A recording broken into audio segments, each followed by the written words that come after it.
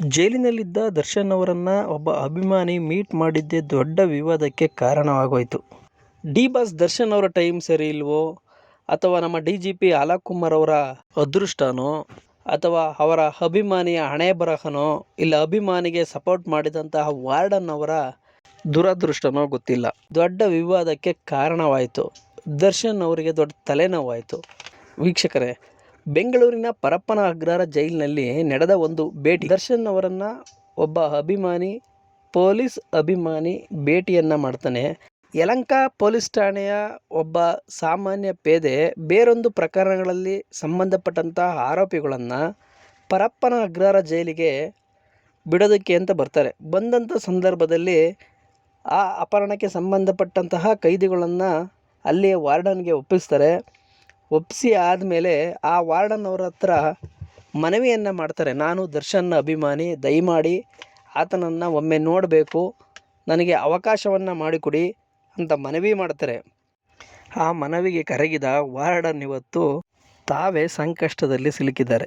ದರ್ಶನ್ ಅವ್ರ ಅಭಿಮಾನಿ ಅಂತ ಇದ್ದೀರಾ, ಆಯಿತು ಭೇಟಿ ಮಾಡಿ ಅಂತ ಹೇಳಿ ಅವರಿಗೆ ಭೇಟಿಗೆ ಅವಕಾಶವನ್ನು ಸಹ ಕಲ್ಪಿಸಿಕೊಡ್ತಾರೆ. ಆದರೆ ಇಲ್ಲಿ ಒಂದು ದೊಡ್ಡ ಸಮಸ್ಯೆನೇ ಉದ್ಭವ ಆಗುತ್ತೆ. ಏನಪ್ಪ ಸಮಸ್ಯೆ ಅಂದರೆ, ಅವರು CCTV ಇಲ್ಲದೇ ಇರುವಂತಹ ಜಾಗದಲ್ಲಿ ದರ್ಶನ್ ಅವರನ್ನು ಭೇಟಿ ಮಾಡೋದಕ್ಕೆ ಅವಕಾಶವನ್ನು ಕಲ್ಪಿಸಿಕೊಡ್ತಾರೆ. ಅವರು ಅವಕಾಶವನ್ನು ಕಲ್ಪಿಸಿಕೊಟ್ಟಿದ್ದು ತಪ್ಪಲ್ಲ, ಆದರೆ ಅವರು ಡೈರೆಕ್ಟಾಗಿ ದರ್ಶನ್ ಅವರನ್ನು ಭೇಟಿ ಮಾಡೋದಕ್ಕೆ ಅವಕಾಶವನ್ನು ಕಲ್ಪಿಸಿಕೊಟ್ಟಿದ್ರೆ ಇಷ್ಟೆಲ್ಲ ಸಮಸ್ಯೆನೇ ಇರ್ತಿರಲಿಲ್ಲ. ಆದರೂ ಅಪರಾಧವಾಗ್ತಿತ್ತು ಕಾನೂನಿನ ಪ್ರಕಾರ.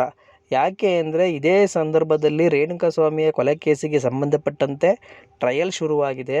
ಆ ಕಾರಣದಿಂದ DGP ಅಲೋಕ್ ಕುಮಾರ್ ಅವರ ಗಮನಕ್ಕೆ ಬಾರದೆ ದರ್ಶನನ್ನಾಗಲಿ ಅಥವಾ ಇನ್ನುಳಿದ ಅಪರಾಧಿಗಳನ್ನಾಗಲಿ ಯಾರೂ ಸಹ ಭೇಟಿ ಮಾಡಬಾರದು, ಭೇಟಿ ಮಾಡುವ ಸಂದರ್ಭ ಬಂದೊದಗಿದರೆ DGP ಅಲೋಕ್ ಕುಮಾರ್ ಅವರ ಗಮನಕ್ಕೆ ತಂದು ಮುಂದಿನ ಕ್ರಮವನ್ನು ಅನುಸರಿಸಬೇಕು ಅಂತ ಫಸ್ಟೇ ತಿಳಿಸಿರ್ತಾರೆ.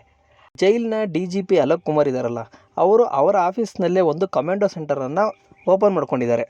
ಈ ಆಫೀಸ್ನಲ್ಲಿ ಜೈಲಲ್ಲಿರುವಂತಹ ಅಷ್ಟು CCTV ಕ್ಯಾಮ್ರಾಗಳ ಆಕ್ಸೆಸ್ ಇದೆ. ಅಲೋಕ್ ಕುಮಾರ್ ಅವರು ಆಫೀಸಲ್ಲೇ ಕುತ್ಕೊಂಡು ಜೈಲಲ್ಲಿ ನಡೆಯುವಂತಹ ಎಲ್ಲ ದೃಶ್ಯಗಳನ್ನು ನೋಡ್ಬೋದು. ಯಾವ ಕೈದಿಯನ್ನು ಯಾರು ಮೀಟ್ ಮಾಡ್ತಾರೆ, ಯಾವಾಗ ಬರ್ತಾರೆ, ಯಾವಾಗ ಹೋಗ್ತಾರೆ ಅಂತ. ಇದೇ ಸಂದರ್ಭದಲ್ಲಿ ಸುಮ್ಮನೆ ಕುತ್ಕೊಂಡು ಹಾಗೇ ಒಂದು ವೀಕ್ಷಣೆ ಮಾಡುವಂಥ ಸಂದರ್ಭದಲ್ಲಿ ದರ್ಶನ್ ಅವರ ಕೊಠಡಿಗೆ ಸಂಬಂಧಪಟ್ಟಂಥ CCTVಯನ್ನು ಓಪನ್ ಮಾಡ್ತಾರೆ. ಆ ಸಂದರ್ಭದಲ್ಲಿ ಒಬ್ಬ ಪೊಲೀಸ್ ಪೇದೆ ನಿಂತು ಮಾತನಾಡುತ್ತಿರುವುದು ಕಾಣಿಸುತ್ತೆ. ಇದನ್ನು ಅಬ್ಸರ್ವ್ ಮಾಡಿದಂತಹ ಅವರು ಮೊನ್ನೆ ದಿನ ಗಣರಾಜ್ಯೋತ್ಸವದ ಸಂದರ್ಭದಲ್ಲಿ ಜೈಲಿಗೆ ವಿಸಿಟ್ ಬರ್ತಾರೆ. ವಿಸಿಟ್ ಬಂದಂತಹ ಸಂದರ್ಭದಲ್ಲಿ ದರ್ಶನ್ ಅವರನ್ನು ಸಹ ಭೇಟಿ ಮಾಡ್ತಾರೆ. ಆಗ ದರ್ಶನ್ ಅವರನ್ನು ಕೇಳ್ತಾರೆ, ಮೊನ್ನೆ ಯಾರೋ ನಿಮ್ಮನ್ನ ಭೇಟಿ ಮಾಡಿದ್ರಲ್ಲ, ಯಾರೋ ನಿಮ್ಮ ಸಂಬಂಧಿಕರ ಇಲ್ಲ ನಿಮ್ಮ ಆಪ್ತರ ಯಾರು ಅಂತ ಕೇಳಿದಾಗ ದರ್ಶನ್ ಅವರು ಯಾರೋ ನಮ್ಮ ಅಭಿಮಾನಿ ಅಂತೆ ಸರ್, ಹಾಗೆ ಆಯ್ ಅಂತ ಹೇಳೋಣ ಅಂತ ಬಂದರು ಅಂತ ತಿಳಿಸ್ಬಿಡ್ತಾರೆ ಗುರು.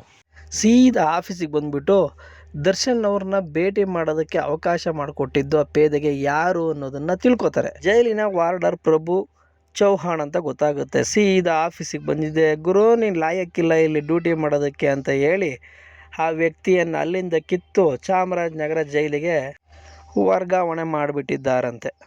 ಫ್ರೆಂಡ್ಶಿಪ್ಪು ಅಂತ ಹೋದರೆ ಹಿಂಗೆ ಗುರು ಆಗೋದು.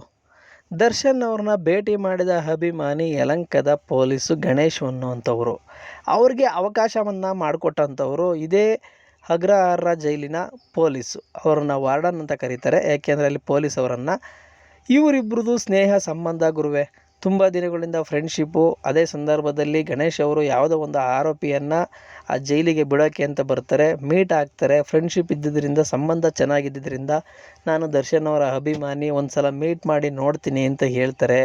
ಅಲೋಕ್ ಕುಮಾರ್ ಅವರು ಮೊದಲೇ ತಿಳಿಸಿರ್ತಾರೆ, ನನಗೆ ಮಾಹಿತಿ ಇಲ್ಲದೆ ಯಾರನ್ನೂ ಭೇಟಿ ಮಾಡಿಸೋ ಆಗಿಲ್ಲ ಅಂತ. ಇದೆಲ್ಲ ಗೊತ್ತಿದ್ದರಿಂದ CCTV ಕ್ಯಾಮ್ರಾಗಳಿಗೆ ಕಾಣಿಸ್ದಂಗೆ ಅವರನ್ನು ಭೇಟಿ ಮಾಡಿಸ್ತಾರೆ.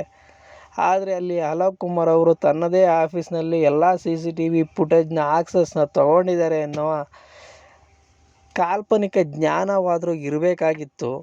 ಅದು ಯಾಕಾಗಾಯಿತೋ ನಮಗಂತೂ ಗೊತ್ತಿಲ್ಲ ಗುರುವೆ, ನಿಮಗೆ ಗೊತ್ತಿದ್ದರೆ ದಯವಿಟ್ಟು ತಿಳಿಸಿ. ಒಬ್ಬ ಅಭಿಮಾನಿ ದರ್ಶನ್ ಅವ್ರನ್ನ ಮೀಟ್ ಮಾಡೋದಕ್ಕೆ ಬಂದಿದ್ದರಿಂದ ಅಲೋಕ್ ಕುಮಾರ್ ಅವರು ಇಷ್ಟೊಂದು ಕೆಂಡಾಮಂಡಲವಾಗಬೇಕಾ ಅಂತ.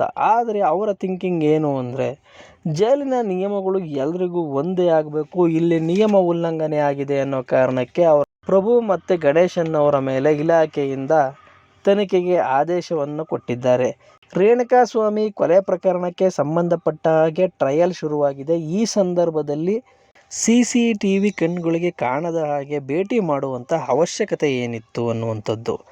ಅಲ್ಲದೆ ದರ್ಶನ್ಗೆ ಯಾವುದಾದರೂ ಮಾಹಿತಿಯನ್ನು ತಿಳಿಸೋದಕ್ಕೆ ಬಂದಿದ್ರಾ ಅಥವಾ ದರ್ಶನ್ ಅವರಿಗೆ ಯಾವುದಾದ್ರೂ ವಸ್ತುಗಳನ್ನು ಕೊಡೋದಕ್ಕೆ ಬಂದಿದ್ರಾ ಅನ್ನುವಂಥದ್ದು. ಇವೆಲ್ಲದರ ನಡುವೆ ದರ್ಶನ್ಗೆ ದೊಡ್ಡ ತಲೆನೋವಾಗಿದ್ದೇನಪ್ಪ ಅಂದರೆ ಇಲ್ಲದ ಸೊಲ್ಲದ ಕ್ವಶನ್ಗಳನ್ನ ಕೇಳುವಂಥದ್ದು. ಆ ಯಪ್ಪನ ಪಾಡಿಗೆ ಆ ಯಪ್ಪ ನೆಮ್ಮದಿಯಾಗಿ ಜೈಲಲ್ಲಿದ್ದರೂ ಬಿಡೋದಿಲ್ಲ. ಏನಾದರೂ ಒಂದೊಂದು ತಾಪತ್ರಯಗಳನ್ನ ತಂದು ಇಲ್ಲದ ಕಿರಿಕಿರಿಯನ್ನು ಉಂಟು ಮಾಡ್ತಾರೆ. ಈ ಮಾಹಿತಿ ನಿಮಗೆಲ್ಲ ಇಷ್ಟ ಆದರೆ ದಯವಿಟ್ಟು ನನ್ನ ಯೂಟ್ಯೂಬ್ ಚಾನಲನ್ನು ಸಬ್ಸ್ಕ್ರೈಬ್ ಮಾಡಿ, ಲೈಕ್ ಮಾಡಿ, ಶೇರ್ ಮಾಡಿ. ನಿಮಗೇನು ಅನ್ನಿಸ್ತು ಅಂತ ಒಂದೇ ಒಂದು ಕಮೆಂಟ್ ಮಾಡಿ. ಜೈ ಡಿ ಬಾಸ್.